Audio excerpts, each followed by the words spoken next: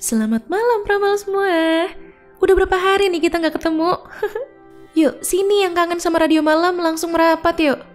Hari ini Mimin mau kasih kalian film hiu loh pramal. Judulnya Land Shark. Pemain utamanya ada Luo Likun yang meranin jadi Song Yi, si Mei Li yang jadi Profesor Yesin, Yang Yong meranin jadi Chien Cheng, si bos perusahaan farmasi, dan terakhir Tang Xin yang meranin jadi Pang Yi. Filmnya sendiri nyeritain tentang penelitian obat kanker jenis baru yang pakai hiu sebagai objek percobaannya. Tapi sesuatu yang mengerikan malah terjadi. Wow, penasaran gengs? Ya udah, langsung aja kali ya biar gak penasaran lagi. Eits, jangan lupa, sebelum lanjut ke alur cerita lengkapnya, boleh dong klik tombol subscribe-nya dulu. Gratis kok. Kalau udah, yuk langsung aja kita ke alur ceritanya. Di awal sini nih, ada bapak sama anak lagi mancing nih. Karena cuaca buruk, susah dapet ikan. Akhirnya si bapak ngajak pulang aja. Tapi, pas anaknya mau narik pancingannya, kayak ada yang makan umpannya. Ternyata itu cuma kepala kerbau guys. Eits, bentar. Gimana ceritanya bisa ada kerbau di dalam laut? Si anak juga ngeliat di laut berserakan sampah-sampah campur puing-puing gitu. Tiba-tiba, dari kejauhan muncul sirip hiu yang gede banget, makin ngedeket ke arah mereka. Dan anehnya, itu hiu lompat ke daratan. Oke, alur mundur nih ke 3 hari sebelumnya, di laboratorium bawah laut di Asia Tenggara. Ini ada Chien Cheng, si bos dari perusahaan farmasi. Dia lagi ngejelasin tentang proyek obat kanker jenis baru yang lagi mereka teliti ini ke para calon investor. Di mana hiu yang mereka jadiin objek percobaannya. Soalnya di hiu itu ada zat anti kanker alami. Mereka mau modifikasi gen hiunya biar zat itu bisa dipanen terus-menerus. Nah, ini dia mau masukin hiu percobaan mereka nih ke dalam lab. Dia nyuruh Song Yi si pawang hiu buat buka pintu kabinnya. Kok nggak dibuka-buka? Taunya dia lagi bobo ciang loh, itu enak bener. Dibangunin deh tuh sama Pang Yi. Mana lagi minum alkohol juga tuh, baunya kemana-mana. Lanjut, si bos Chen ngejelasin lagi nih, kalau ikan hiu percobaan mereka bisa mereka kendaliin dan dilacak pakai gelombang sinyal akustik. Ini si Song Yi mau nunjukin seberapa cepat hiu kalau lagi nyerang targetnya. Tapi mereka nggak ada yang nyadar loh, itu di belakang mereka ada hiu gede banget. Pas pada nengok, tuh hiu langsung kabur cepet banget, jadi nggak pada lihat. Song Yi sambil ngejelasin sambil mancing hiunya pakai ikan segar. Tiba-tiba, orang-orang pada jantungan, dia mah biasa aja ya itu. Jiang Da, si ketua tentara bayaran, langsung ngadain Pang Yi buat bawa si Song Yi keluar dari situ. Di sini, Profesor Ye khawatir. Masalahnya laporan hasil biopsi yang kedua aja belum keluar. Terlalu beresiko kalau buru-buru lanjut ke tahap ketiganya.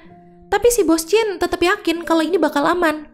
Nah, ini Profesor Sangdi sama timnya mau langsung nyetikin gen fisik ke hiunya lagi nih. Udah dibius loh itu padahal. Masih bisa berontak tuh hiu.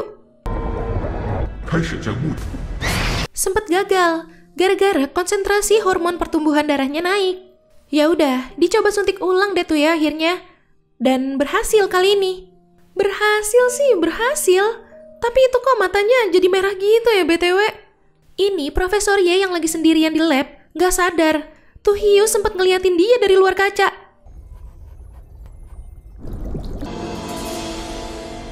Gak lama, Yoyo sama si Bos Chen datang. Bos Chen ini mau nganter Yoyo main ayunan di luar katanya. Yoyo itu anaknya si Bos Chen ya Pramal. Udah selesai ngecek, Profesor Ye keluar dari lab.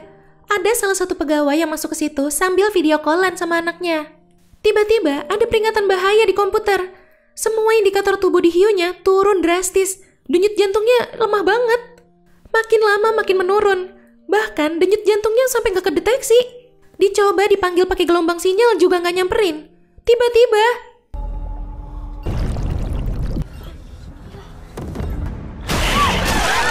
kecomot itu satu. Langsung buru-buru ditutup tuh pintunya. Abis itu, tuh hiu nongol lagi di kaca. Diem, bener-bener diem gitu, gak berenang. Kalau hiu pada umumnya, kalau dia nggak bergerak berenang, dia nggak bakal bisa bernapas ya. Jadi dari tadi sebenarnya tuh hiu tuh ada di depan kaca itu. Karena gelap jadi nggak kelihatan. Dia juga sengaja nggak bergerak biar dikira mati. Kan jadi nggak kedeteksi tuh denyut jantungnya. Dilihat dari peningkatan hormon sekaligus sistem sarafnya aktif secara nggak normal, berarti hiu ini lagi hamil. Masalahnya, hiu yang dijadiin percobaan ini tuh hiu jantan. Kalau kata si Pangi ya, mungkin hiunya bosan kelamaan di dalam kolam. Makanya dia berubah jadi banci. Au amat, au amat. Gara-gara denger itu, Profesor Ye jadi kepikiran kalau hiu ini jadi bisa reproduksi sendiri. Songi nanya ke Profesor Sangdi, kacanya ini kokoh atau enggak? Dan katanya sih kokoh, anti peluru diimpor dari Amerika juga. Taunya retak itu ditabrak sama si hiu. Retakannya makin menjalar. Mereka harus buru-buru kabur sebelum tuh kaca pecah. Tapi nggak sempet, keburu jebol. Oh, ini mereka selamat nih. Songi nyuruh mereka jangan bersuara. Soalnya, hiu tuh ngenalin tempat, ngandelin pendengarannya. Mereka harus keluar dari air pelan-pelan. Wah, bener dong. Tuh hiu masuk ke situ. Aduh, si Mbak segala kepleset lagi. Langsung dicaplok itu dia.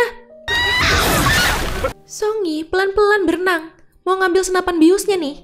Segala lato nggak bisa dibuka. Digedor-gedor sama dia. Malah jadi mancing hiunya. Pas banget. Pangi ngelempar kabel ke Songi biar bisa dia bantu tarik. Ngeledek banget ya nih hiu. Tahu aja lagi dibidik sama Songi. Tiba-tiba tuh hiu nyerang salah satu pegawai lagi. Terus ngilang. Pada panik lah ya. Cia, Pangi yang nongol. Kirain hiu. Hiunya nongol lagi dari arah samping Pangi. Pas udah deket, Songi lompat nusukin biusnya. Berhasil kebius sih, tapi nggak tahu deh ya itu tahan berapa lama. Sekarang mereka harus buru-buru keluar dari ruangan itu. Ya, ada yang berdarah tuh tangannya. Bahaya. Nah kan, bener kan? Sadar. Dicomot tuh si Mbak. Profesor Gu sama Profesor Sangdi yang paling belakang. Karena Profesor Sangdi ngeliat tuh hiu makin dekat, dia ngedorong Profesor Gu. Akhirnya Profesor Gu yang kena caplok. Ini sementara yang lain nyingkirin barang-barang yang ngalangin pintu, si Songi ngalihin perhatian hiunya. Pintunya kekunci.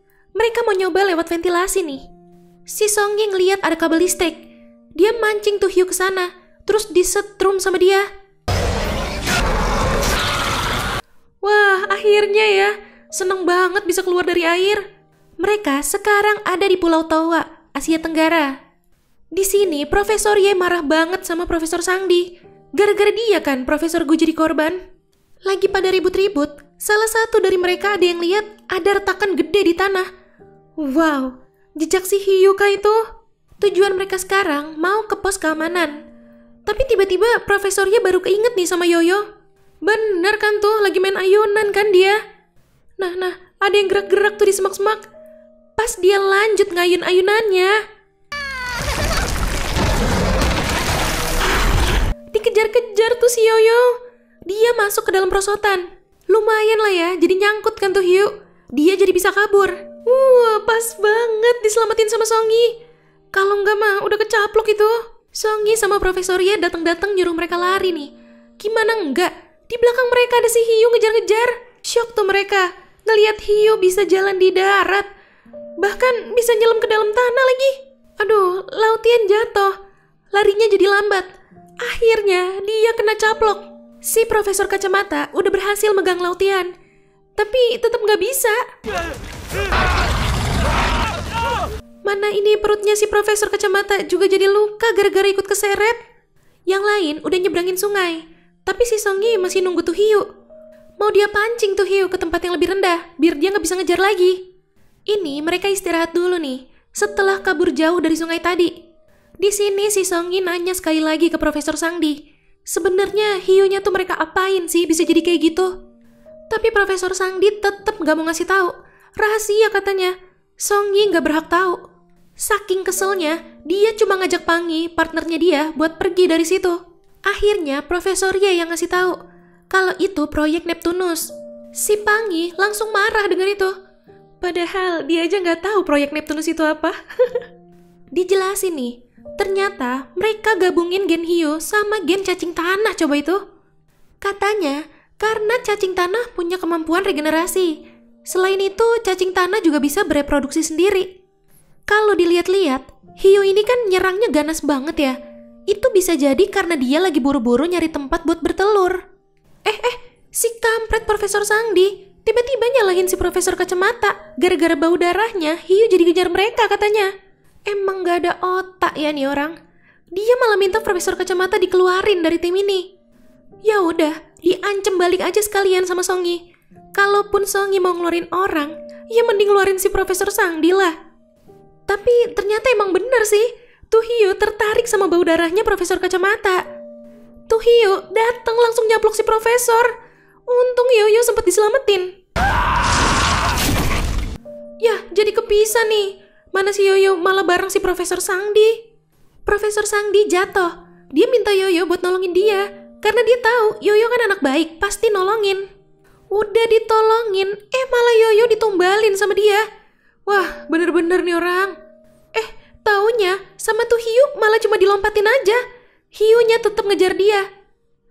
Oh, ternyata dia berdarah. Tapi abis itu hiunya langsung balik ke arah Yoyo. Udah makin deket, tiba-tiba berhenti. Taunya ada yang nembakin. Itu Jiangda plus pasukannya sama si Bos Chen. Jiangda sama pasukannya lanjut ngejar tuh hiu. Ditembak jaring tuh. Malah orangnya yang keseret. Songi nemu granat launcher di mobil. Langsung aja tuh ditembak. Pas mau ditembak kedua kalinya, dia malah ditendang sama Bos Chen. Si Bos Chen gak mau sampai hiunya dibunuh.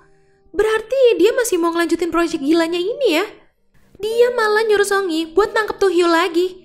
Ya Songi nolak lah ya. Tiba-tiba dia langsung nembak. Tapi bukan nembak Songi. Parah sih. Buat ngegertak Songi sampai ngebunuh orang loh dia. Bahkan ini sekarang Profesor Ye yang jadi sandranya.